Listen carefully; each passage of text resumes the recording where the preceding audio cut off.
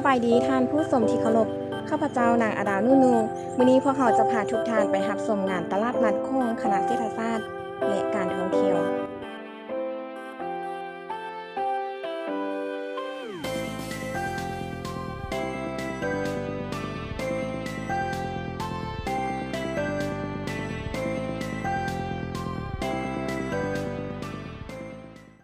ในตอนนี้พวกเขาได้อยู่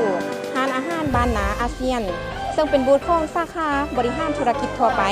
บรรยากาศอยู่ในร้านจะเป็นแล้วได้นั้นเราไปหาชมพร้อมๆกันเลย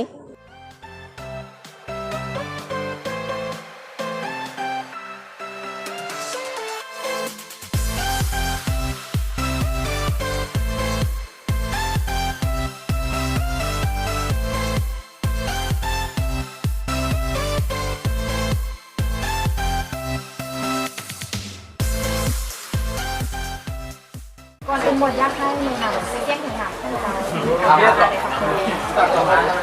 บายดีเราซื้อนางลินดาวเรวันเป็นนักศึกษาจากสาขาบริหารธุรกิจทั่วไปของคณะเศรษฐศาสตร์และการท่องเที่ยวในการจัดงานในครั้งนี้แมนเฮ็ดเพื่อยังสำหรับการจัดงานแต่ละครั้งนี้เนาะพวกเราก็มีจุดประสงค์เพื่อนำใส่ทฤษฎีที่เรียนมาปฏิบัติตัวจริงให้สอดคล้องกับการให้การศึกษาคิดแล้วได้ที่สามารถดึงดูดลูกค้าโดยสำหรับในที่ของพวกเราในการดึงดูดลูกค้าเนาะ1แมนการบริการของพนักงานที่ดีแล้วก็2มาแมนอาหารของเรากระแสแล้วราคาก็เหมาะสมกลุ่มเป้าหมายของทานแมนให้โดยสำหรับกลุ่มเป้าหมายของทานของเราแมนพวกเราจะเน้นใส่นักศึกษาแล้วก็ผู้อาจารย์ภายในมหาลัยแล้วก็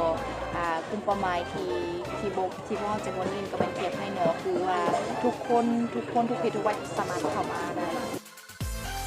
ดังนั้นพวกเราขอเชิญชวนแขกบรรดาภายในและภายนอกเข้ามาใช้บริการอาหารเราบริการเรามีบริการที่ดีเอาใจใส่ลูกค้าและมีทางอาหารที่ขอขอบใจสำหรับการให้สัมภาษณ์เลยและนี่ก็คือข้อมูลทางทานบ้านนาอาเซียน